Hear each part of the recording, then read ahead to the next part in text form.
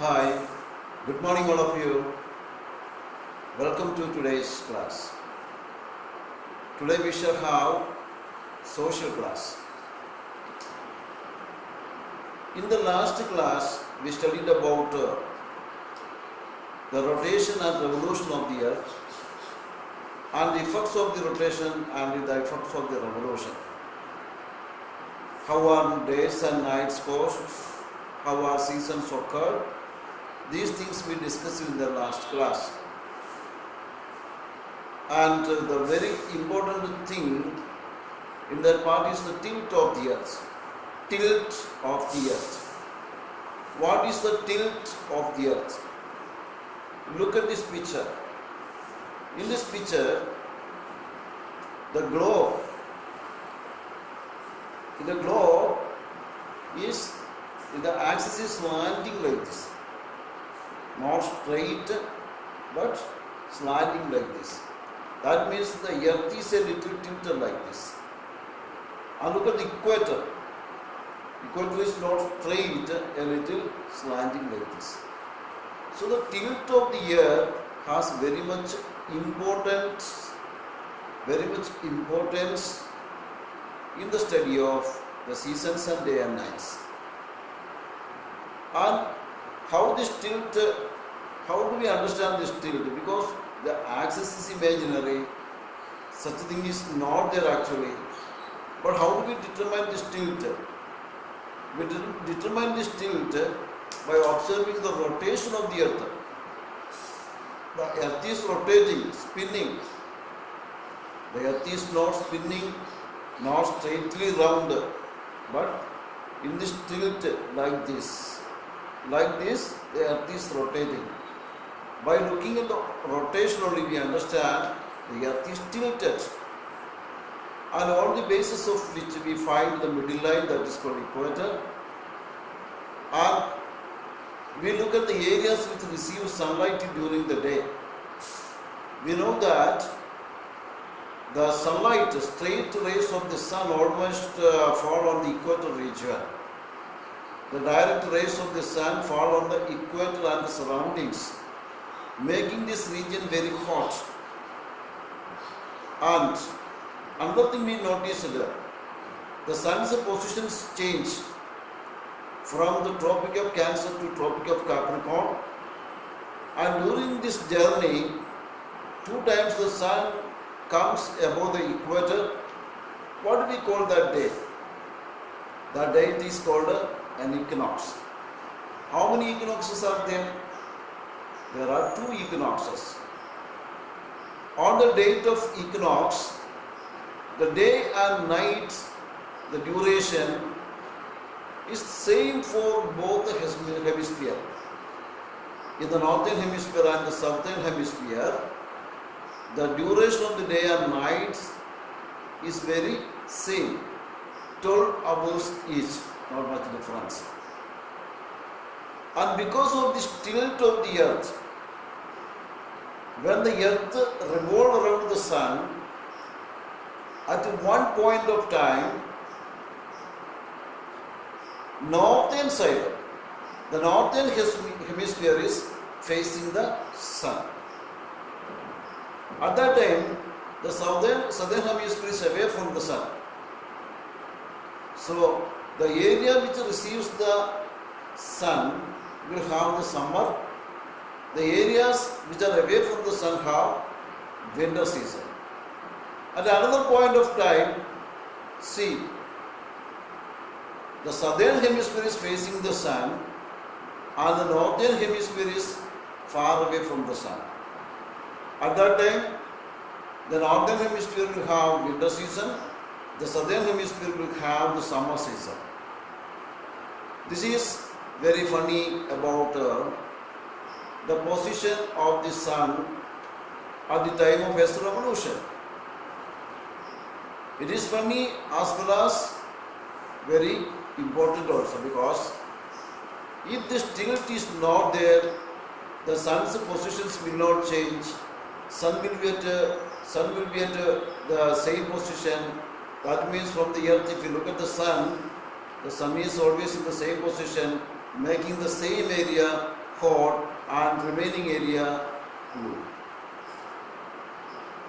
So, the tilt of the earth, the axis of the earth, it is always to one direction only, like this. The axis, the tilt of the earth is like this. So the axis of the earth is pointing towards the north. Pointing towards the north. The upper part of this globe pointing towards the north, and it will never change. Even when it revolves around the sun, this pointing of the axis towards the north is not changing. There is a star in the north which is called the North Star. It's a pole star. It's also called pole star, because this star is always found above the North Pole. So the axis of the earth is pointing towards this star only. Look at this. In this picture you can see the axis, and which is pointing towards what? A star. That's a pole star. When the earth revolves, we know that the entire universe is revolving, moving. So the star will never go away. The star will be there in the same position all the time. That's why earlier the sailors used the pole star for finding out the directions. And this pointing of the axis to the star is called the polarity of the axis. It is called what?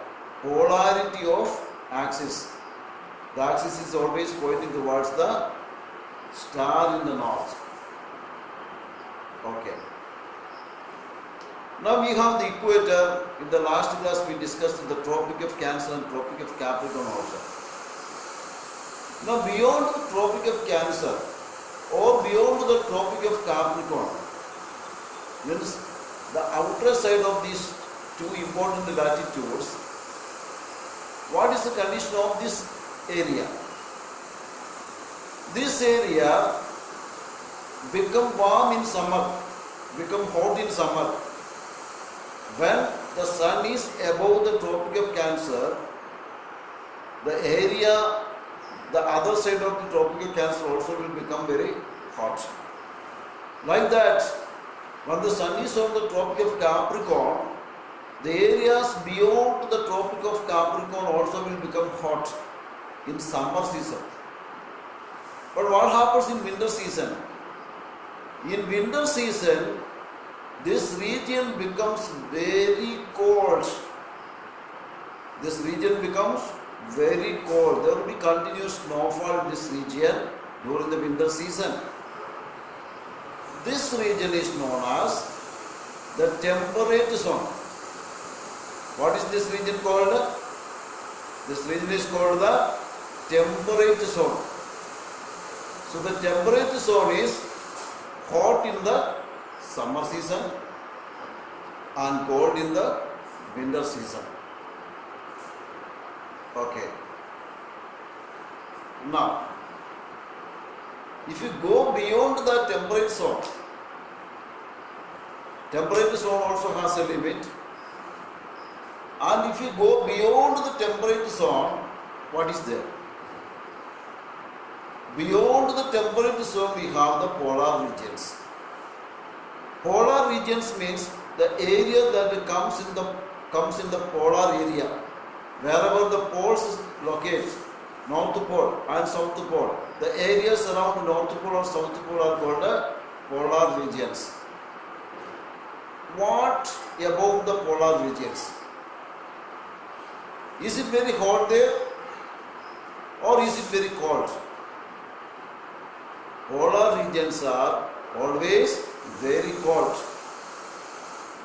because the direct rays of the sun do not fall on the polar regions. So the sun's position mostly around the equator only. Around the equator, sun is just above the head of the person who is standing there. But when we come to the polar region, it is not like that. We can see the sun just above the horizon. What is horizon?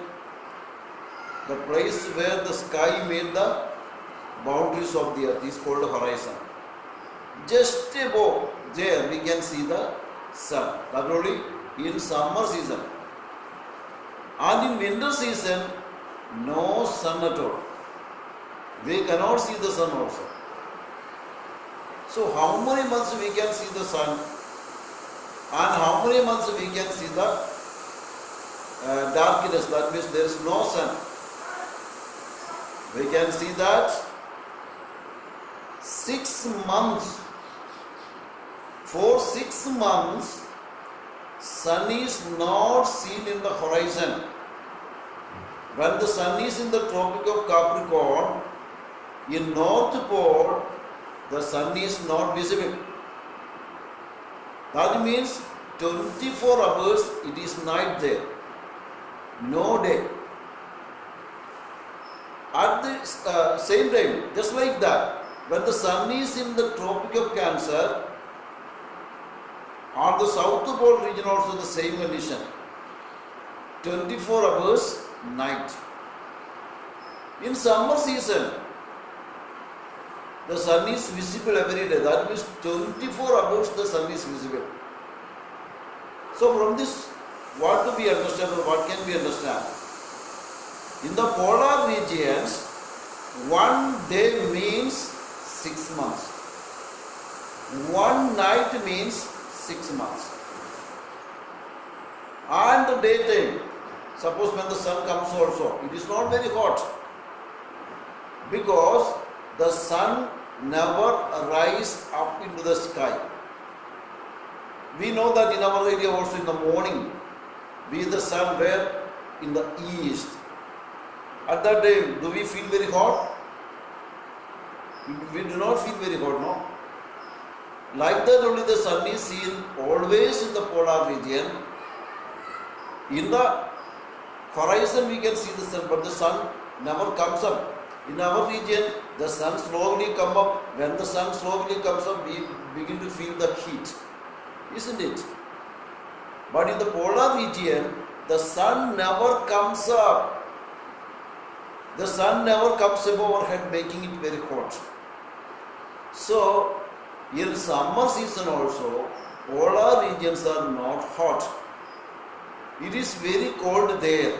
As a result, the water in this region is frozen. The ocean also, the sea also is frozen. There is a frozen ocean in this region. What is the name of that ocean? The Arctic Ocean. The Arctic Ocean is a frozen ocean. Like that, the land also is frozen. Because of the coldness, the soil became frozen and became very hard like a rock. It cooled down and became very hard like a rock. So plants cannot grow there, trees cannot grow there. Why can't the trees grow there? The roots cannot go down into the soil because it is very hard like a rock. As a result, in the polar regions we cannot see trees. In summer season, in some areas some ice melted down and some land is visible. There, some kinds of plants like mosses. So these kinds of plants do not have roots. Such plants only grow there in summer season. So this is important, special about the polar regions. So what do we understand? All over the earth, same amount of heat and light is not available. In the polar region, it is very cold. They receive less sunlight and because of the coldness, the area is completely frozen, the water is frozen, soil is frozen, like that, like that. And look at the picture here. There, the sky is seen like this in winter season. How? As the sun does not rise above the horizon, the rays of the sun make beautiful colors in the sky. So, what you see here is called Aurora Borealis. Aurora Borealis. This colorful sky in the polar region is called Aurora Borealis. It is made by the sunlight which lights up the atmosphere there and making this colorful vision. But the sun never comes up there. So from this lesson, we studied different aspects of the earth, the sun and its movements, how the earth receives the sun's light and heat, and how seasons occur on the earth, how days and nights cause. So I ask you to read the lesson very well, go through the questions I gave you, some more questions I am giving you. You have to practice these questions and study well the lessons. Use your study materials also. All question answers you read from this lesson and get ready for a slip test. Are you ready?